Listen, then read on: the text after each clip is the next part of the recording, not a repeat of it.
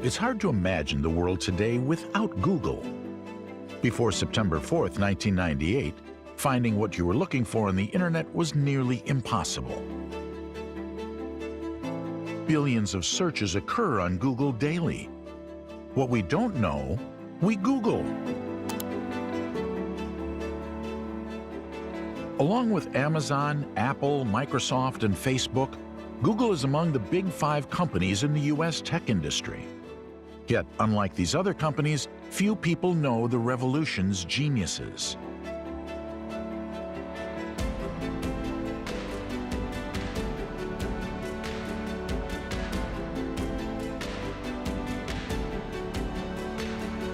We try to focus our company on creating great user experience. I don't measure my success in sort of dollar terms. Larry Page and Sergey Brin are among the 10 wealthiest people in the world, with a net worth of close to $100 billion each. They are the masterminds behind Google. The company that started as a novel search engine now manages 8 products with more than 1 billion users each. Many people use Google software to search the repository of human knowledge, communicate, perform work, consume media, and maneuver the endless World Wide Web.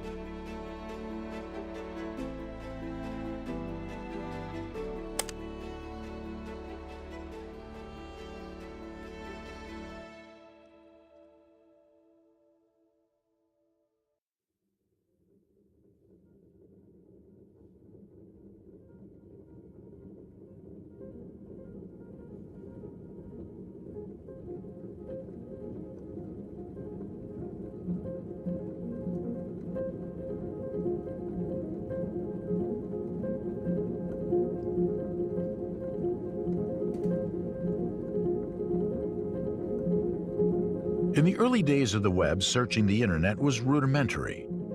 Yahoo and AOL existed, but the fashion for search engines was links, links, and more links everywhere. Before you could Google it, you would have to search the dictionary, grab a thesaurus, or search through the phone book. Initially known as Backrub, Google began as a research project of Larry Page, who enrolled in Stanford's computer science graduate program in 1995. Page was born in Michigan in 1973. His parents were both computer experts. Following in their footsteps, he studied computer engineering at Stanford University. Larry was an inventor, introverted, and completely fascinated with computers. Sergey Brin was born the same year in Moscow, Russia. His mother was a NASA scientist, and his father was a math professor. He and his family emigrated to the U.S. when he was 6 to escape Jewish persecution in Russia. California in the early 90s was the land of opportunities. In the heart of Silicon Valley was the home of legendary tech names like Apple and Microsoft, where great minds meet and miracles happen. It was the place to be for aspiring tech entrepreneurs. Brin had volunteered as a guide of sorts for potential first years, students who had been admitted but were still deciding whether to attend. His duties included showing recruits the campus and leading a tour of nearby San Francisco. Page, an engineering major from the University of Michigan, ended up in Brin's group. It was hardly love at first sight. Walking up and down the city's hills that day, the two clashed incessantly, debating, among other things, the value of various approaches to urban planning. Sergey is pretty social. He likes meeting people, Page recalls. Contrasting that quality with his own reticence, I thought he was pretty obnoxious. He had firm opinions about things, and I guess I did too. We spent much time talking to each other, so there was something there. We had a kind of bantering thing going on. Page and Brin may have clashed, but the two were drawn together, two swords sharpening one another. When Page showed up at Stanford a few months later, he selected human-computer interaction pioneer Terry Winograd as his advisor. Soon after, he began searching for a topic for his doctoral thesis. It was an important decision. As Page had learned from his father, a computer science professor at Michigan State, a dissertation can frame one's entire academic career. He kicked around 10 or so intriguing ideas, but found himself attracted to the burgeoning World Wide Web.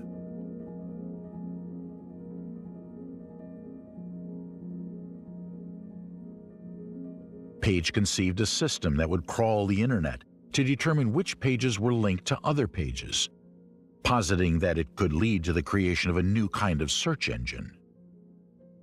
Page came up with the idea to use backlinks to help rank websites based on relevance, reliability, and user feedback. They would search the web for new content and patterns. The ranking system rewarded links that came from sources that were important and penalized those that did not. Backrub was complex. It demanded substantial computing resources and also required complicated mathematics, which is where the prodigy Brin came in. In 1996, they began experimenting with the Stanford homepage and soon came up with the PageRank algorithm. This ranking system would become the foundation of Google search. Now they had their winning formula. The pair wanted a name that would be as grand as their vision. Inspired by the vast number of links between pages and how their search engine would only become more accurate and useful as the web continued to grow, Page and Brin renamed their company after the mathematical term Google, a 1 followed by 100 zeros. In August 1996, Google was created. It was a hit on the Stanford campus. Their dorm room had quickly turned into an office and programming center. However, Page and Brin weren't sure they wanted to start running a company full-time. During Page's first year at Stanford, his father died. He saw finishing his PhD as a tribute to him, but he also was inspired by him to go on to try something new. Brin was also reluctant to leave the program, given his academic upbringing. Brin remembers advisor told him, "Look, if this Google thing pans out, then great. If not, you can return to graduate school and finish your thesis." Brin chuckled, then added, "Yeah, okay. Why not? I'll give it a try." Ultimately, they both decided to drop out of Stanford to focus on their new venture.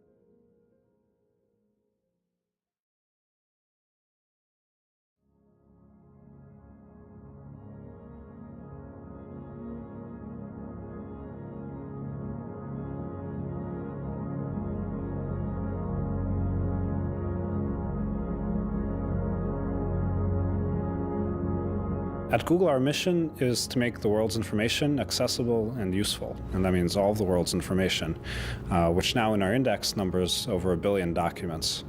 And it's an incredible resource. I mean, in history, you have never had access to just, pretty much all the world's information in seconds. And we have that now, and to make it really useful, you have to have a good way of finding whatever it is that you want. And that's precisely what we work on at Google. And my hope is to provide instant access to any information anybody ever wants in the future.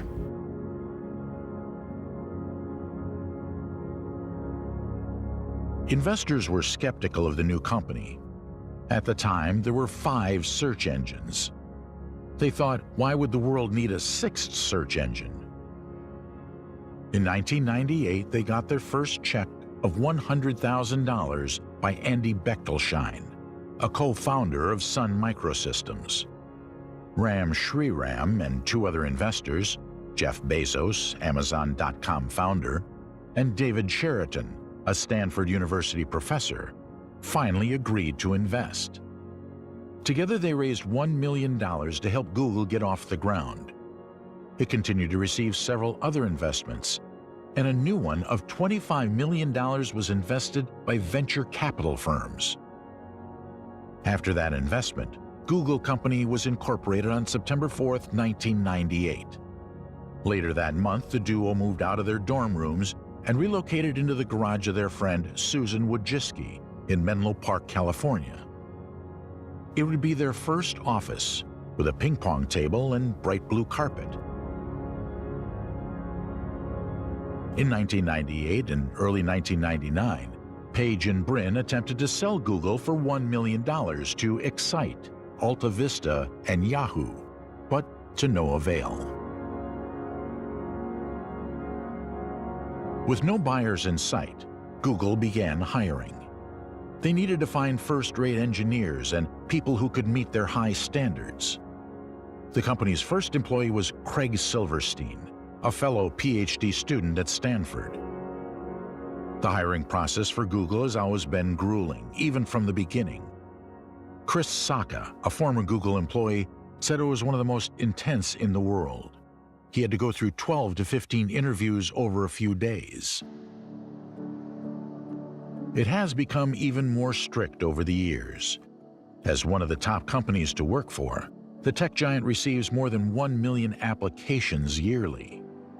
The hiring rate is less than 1%, which means there is a greater chance of getting into Harvard than getting hired at Google.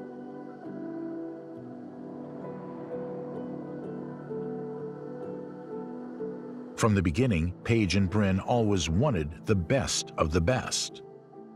In March 1999, the company moved into offices at 165 University Avenue in Palo Alto, home to several other noted Silicon Valley technology startups. After quickly outgrowing 2 different sites, the company leased a complex of buildings in Mountain View. Sergey will hopefully show up these slots somewhere. We're now recruiting for height. Yeah, it's like crane. Larry, being CEO now, deserves his own throne. Oh no. It is a music chair. That big purple chair that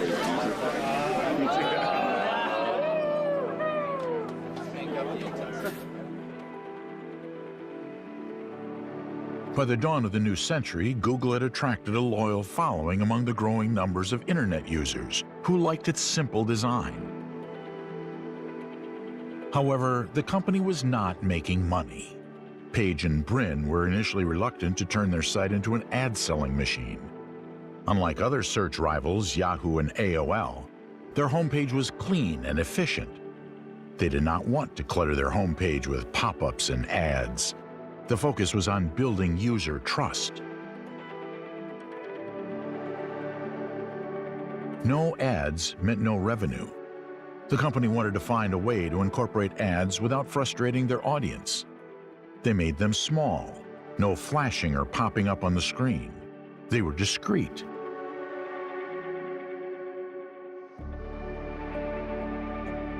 It seems familiar now, but back then it was revolutionary and led to the search engine's success.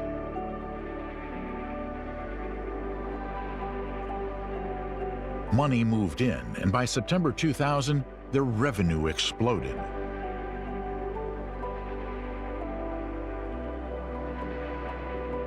With its tremendous growth, they still needed to hire an experienced CEO to run the place.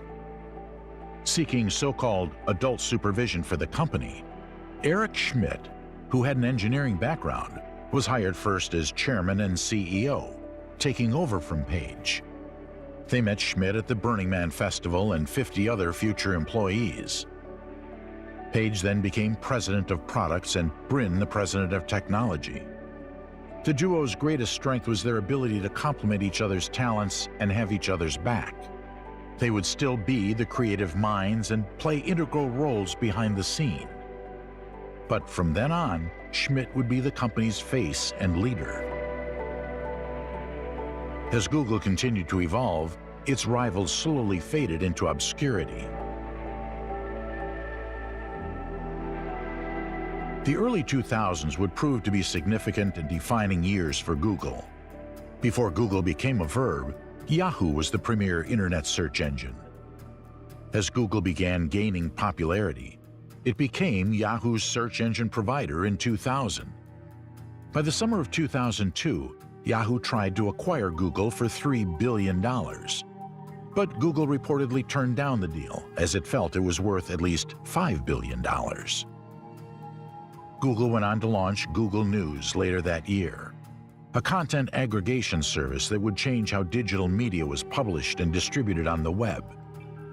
Today, Google and its parent company Alphabet have a market cap of $840 billion. On the other hand, Yahoo sold to Verizon in 2017 for, ironically, just under $5 billion.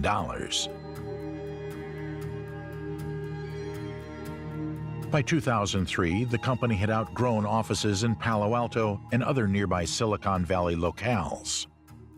Google leased a complex of buildings at 1600 Amphitheater Parkway, which was then known as the Amphitheater Technology Center, owned by Silicon Graphics in Mountain View, California.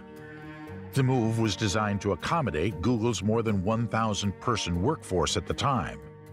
They called it the Googleplex.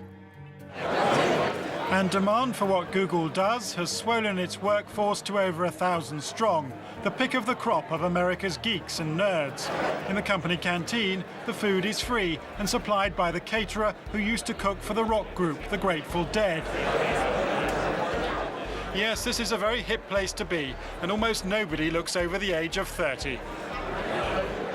Every few years, a company comes along which tries to change the way we do things. I'm thinking about Apple Computers or Microsoft. Well, now Google is trying to change the way we work, the way we shop, the way we lead our lives.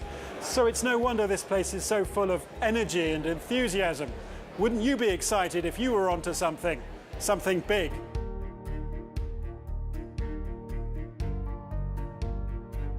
By 2004, Google was on the fast track to the top of the tech industry. It was the global go-to search engine. I liked the service so much that I just wanted to have it around, and I really didn't have a clue of how they would make money, but I figured that something that valuable had to be valuable. In the coastal resort of Santa Cruz, Take care. internet surfers wouldn't use anything else. In fact, all over the world, 140,000 Google searches a minute, profits from advertising estimated at $100 million a year. Internet cafes like this one, Googling away. What do you use it for? Well, if I have any kind of question whatsoever, regardless of what subject it's related to, I'll start by typing that question or some keywords from that question into Google and see where that takes me.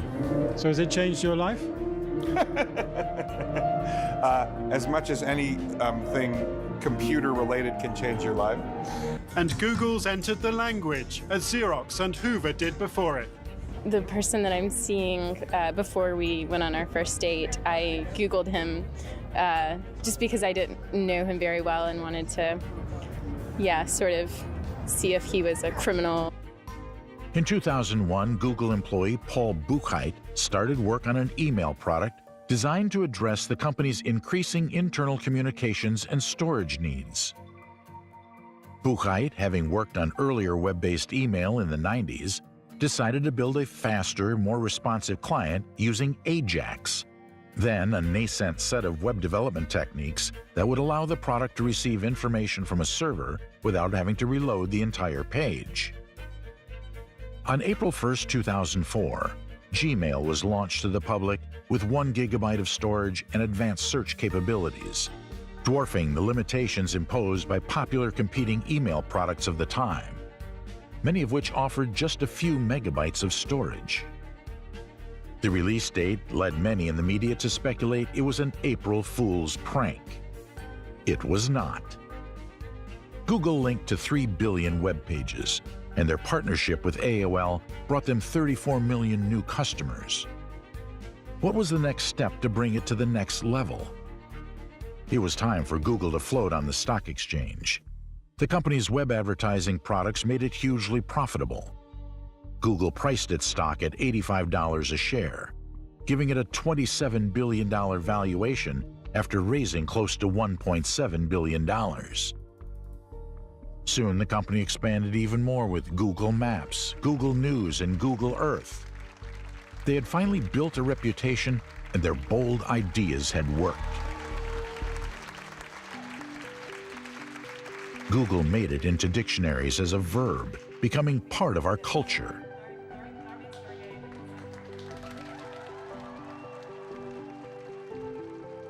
However, they were struggling with privacy issues with Gmail. People didn't like that their personal information was recorded so that ads could be targeted. Their "don't be evil" philosophy was questioned for the first time. What Google's trying to do is to target stuff particularly at you. So whereas spam emails are blanket targeted at everybody, they don't care who you are, they just want to say the same thing to everybody. Google are doing the exact opposite, which is to say, rather than sending something that's not specific to you, they want to tailor things that are exactly identical to your profile. One of Page's most precise visions was the rise of mobile phones. Now, you can see why Google's moved into this market. Last year, online telephony raised more than $3 billion worldwide, but now that's expected to rise to just under $8 billion by 2007. Smaller internet providers have already started to take traffic from the big existing telephone companies, mostly in the international area where the savings are greatest. What Google's going to do is bring that service to a wider audience. They're going to make it much easier to use because it's going to be an integral part of the sidebar on their portal. And in addition to that, I think most importantly, it's going to be open. So you don't have to have everybody on Google to be able to call them on the internet telephony service. And he quickly went on to buy a small startup called Android in August for $50 million. He did so without telling CEO Schmidt. Page believed this move could help the company enter the mobile software market. Of course, Android would become the world's most popular mobile operating system. After outbidding companies like Microsoft, Viacom, and Yahoo, Google bought YouTube for $1.65 billion. The deal was mutually beneficial for both parties. Google won the war on online video traffic, and YouTube, barely a year old at the time, gained access to Google's hefty resources. However, the two remained in separate offices. Google's headquarters were in Mountain View, and YouTube stayed in San Bruno. The acquisition has proved to be one of Google's most instrumental, as YouTube has ballooned into a cornerstone of modern culture and online life, creating entire industries and kickstarting the careers of countless creators.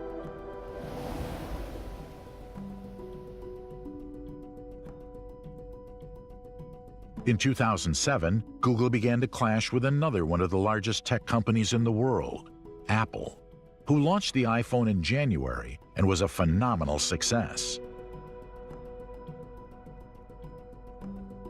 Brin and Page announced their Android operating system with various mobile phones a year later.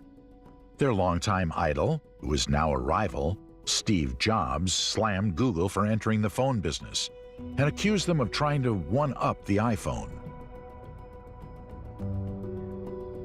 In May 2007, Google wanted to create something that had never been done before. They came up with a new ambitious feature for their Google Maps webpage. Street View was an attempt to photograph every neighborhood on Earth. However, the service involved taking private data from unsecured Wi-Fi locations, and people didn't like the idea that themselves or their homes could be photographed from the outside. Many people found their privacy to be compromised. Google declared that people's faces would be blurred and that they would make sure no one could be identified. We showed some of the images to people on the very streets that were photographed. It can be really invasive, and I mean, I think we live in an age where you can just get any bit of information from the internet. Everyone has a right to his own image, in certain countries at least, so they should be allowed to ask Google to remove this at the very least. You've got the geospatial technology. What about a bit of common sense now? I mean, fancy taking photographs of people being arrested and using it in this way. The car's picked up tens of millions of images, and in the vast majority of cases there's absolutely no problem whatsoever. It's entirely to be expected that one or two strange scenes have been caught, and we've seen some of those today. But fancy photographing the exterior of a sex shop, for example, or people being sick in the street. Well, it's not. The cars go round and they pick up the images as the cars drive up and down the street.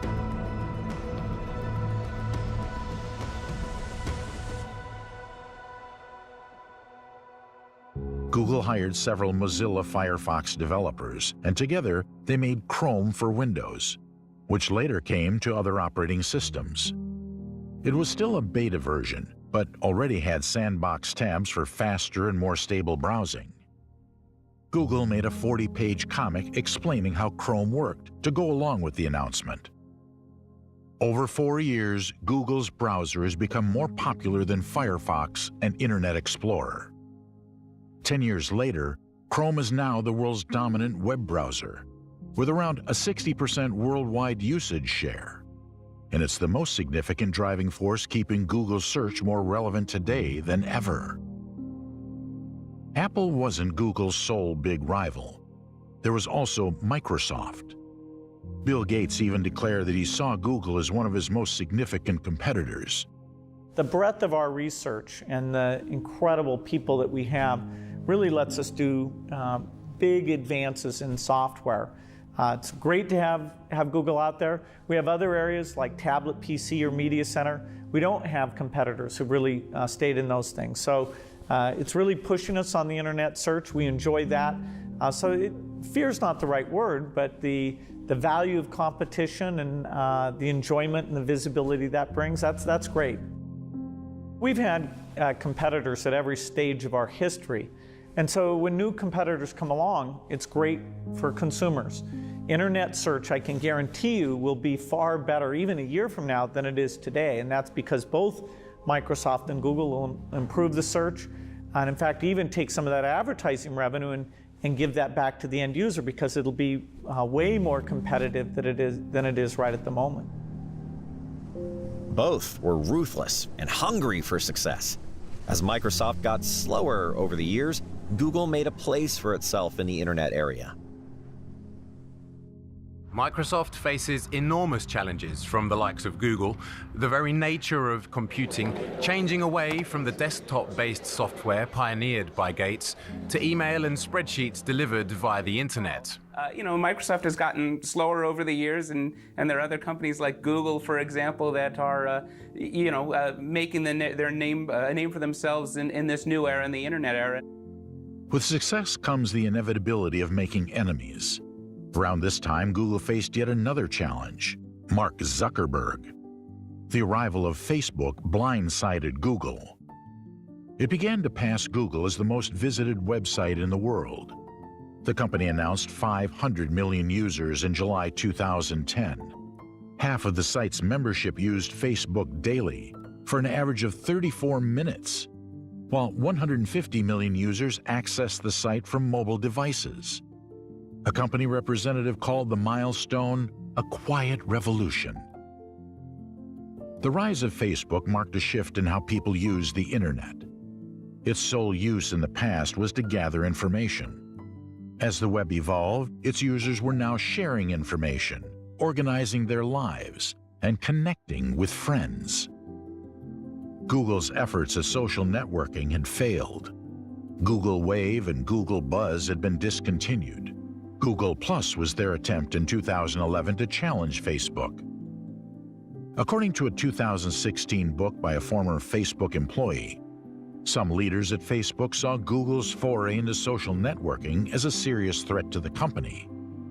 Facebook founder Mark Zuckerberg instituted a company-wide lockdown, signaling that employees were supposed to dedicate time to bringing Facebook's features into line with Google+. Features included the ability to post photos and status updates to the stream or interest-based communities, group different types of relationships, rather than simply friends, into circles, a multi-person instant messaging, text and video chat called Hangouts, events, location tagging, and the ability to edit and upload photos to private cloud-based albums. However, they failed to understand customers' wants and needs. There was already a platform like Facebook that connected different people. Google Plus wanted people to share everything: their emails, tweets, photos, videos, and thoughts. But that's not what people wanted. According to one statistic, 90% of user sessions on Google Plus were less than 5 seconds for the social network. This tells a story that Google Plus failed to understand users' needs and wants, which is where user-centered design could have helped.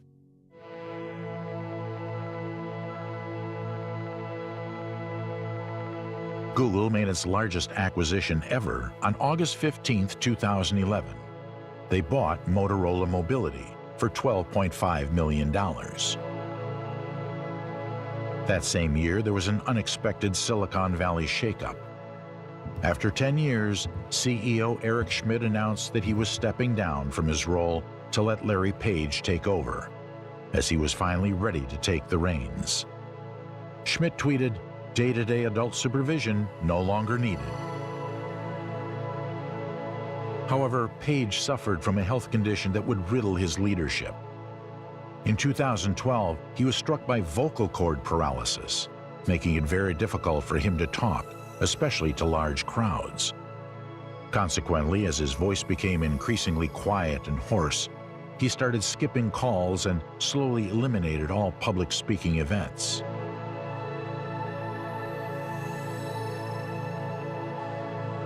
Over the next few years, Google continued to innovate. In 2009, Google entered one of the most exciting industries in the coming decades: self-driving cars.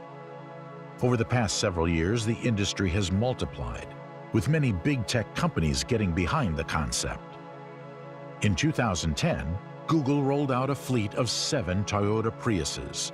The hybrid cars had been outfitted with sensors and loaded up with artificial intelligence as part of the company's first crack at creating cars that could drive themselves.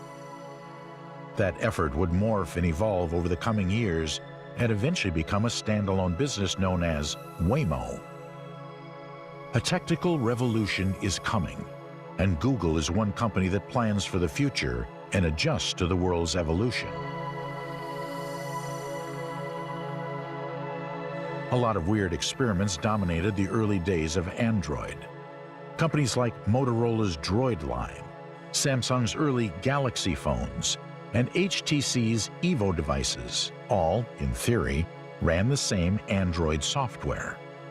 Still, Google's design was often buried under ugly and confusing skins and lackluster hardware. Enter the Nexus One. It was built by HTC but designed by Google to be the ultimate showcase for what an Android device could be. And while the Nexus design has since fizzled out, that spirit has lived on in today's Pixel phones, which have seen Google assert itself in the mobile hardware space more than ever before.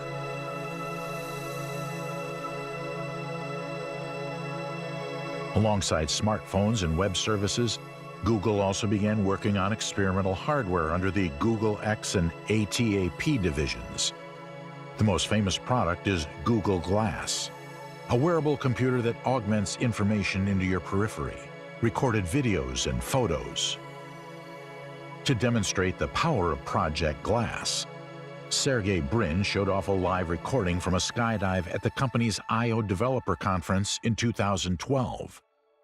The device became available to developers and a limited group of waitlisted customers, but not before it was criticized as a potential privacy risk, as several businesses began banning glass wearers from entering the premises. This constant drive for innovations and creations in different industries is an attempt for Page and Brin to show the world that Google is about much more than boring web products. But more importantly, they always try to find new areas where they can provide value to their customers. Google constantly adapts and changes based on what users want and enjoy within its domain. Perpetual improvement is the hallmark of its dominance.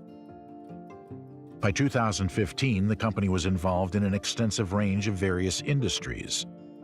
And it was time, in Page and Brin's eyes, to shake things up. Page wrote, "Our company is operating well today, but we think we can make it cleaner and more accountable. So we're creating a new company." In August 2015, Google made a sudden shakeup to its structure. Alphabet was created and became the parent holding company of Google. As a parent company, Alphabet allowed Google to expand its domains outside of internet search. After the restructure, Page became the CEO of Alphabet, Brin became its president, and Sundar Pichai was named CEO of Google. In the restructuring process, Google ditched their official motto, "Don't be evil," and replaced it with, "Do the right thing."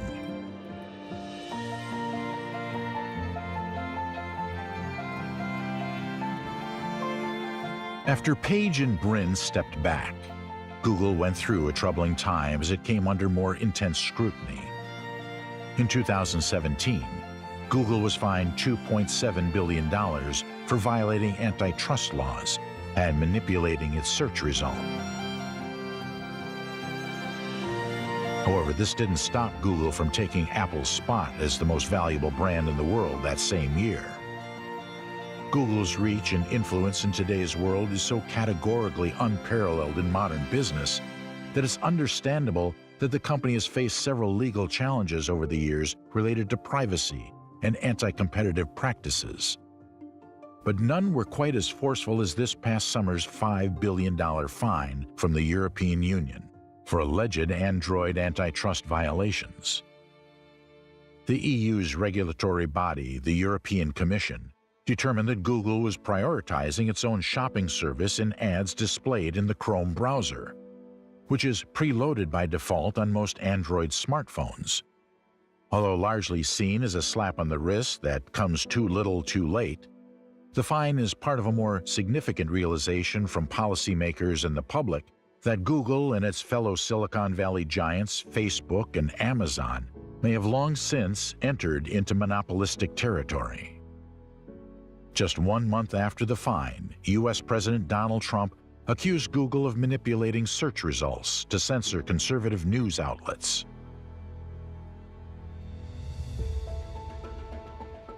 It's officially the end of an era at Google.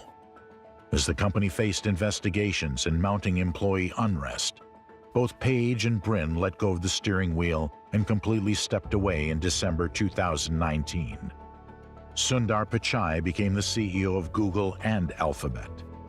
This didn't come as a shock, as they weren't so deeply involved in the company's day-to-day operations. Page more or less disappeared off the face of the earth. Both he and Brin had hardly been seen or heard from in the past years. Both men have always been rather discreet. They could be two of a generation's most mysterious tech leaders, as they kept most of their private lives for themselves. Nonetheless, both are leaving a long-lasting legacy behind. In the space of a year, they both got married. Page married research scientist Lucinda Southworth in 2007 on Richard Branson's private island in the Caribbean.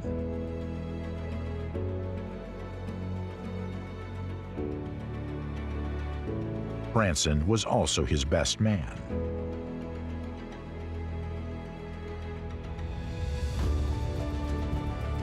Brin married biotech specialist Anne Wojcicki, the sister of his friend Susan Wojcicki, whose garage they started the company in back in 1997. However, in early 2014, a disastrous series of headlines revealed Brin's extramarital affair with Google Glass marketing manager Amanda Rosenberg. Following the affair, Brin and Anne would divorce in 2015.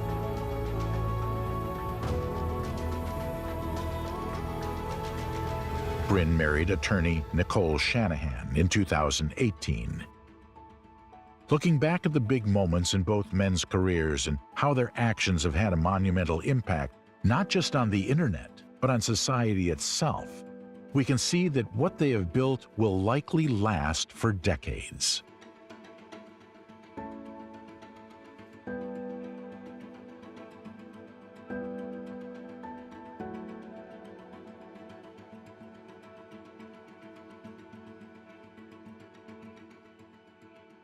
Google has apps that billions of people use daily. It has grown from a startup to a technology giant. Although it has faced its criticisms, the company has defied the odds and continues to grow. It has had successes, but also failures. Nevertheless, even when it suffers setbacks, Google always manages to work its way back to the top. It has stayed true to its original mission, to organize the world's information and make it universally accessible and useful. Brin and Page could understand what the customers wanted. Without Google and their work, the internet and how we navigate it would look very different today. They have changed how we get information, and thanks to them, they've allowed us to ever expand our knowledge. From college dropouts to influential leaders, they grew a small startup from a garage into one of the biggest multinational tech companies in the world.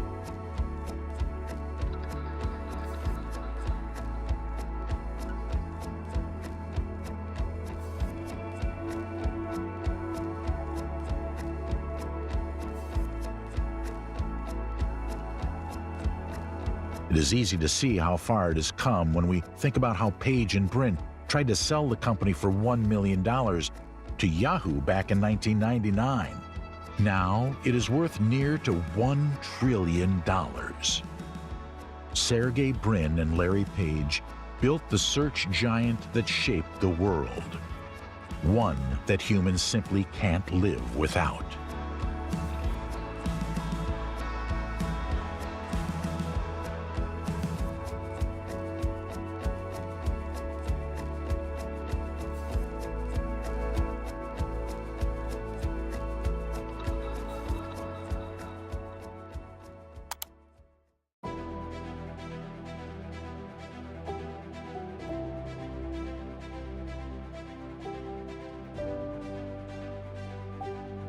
Artlist.io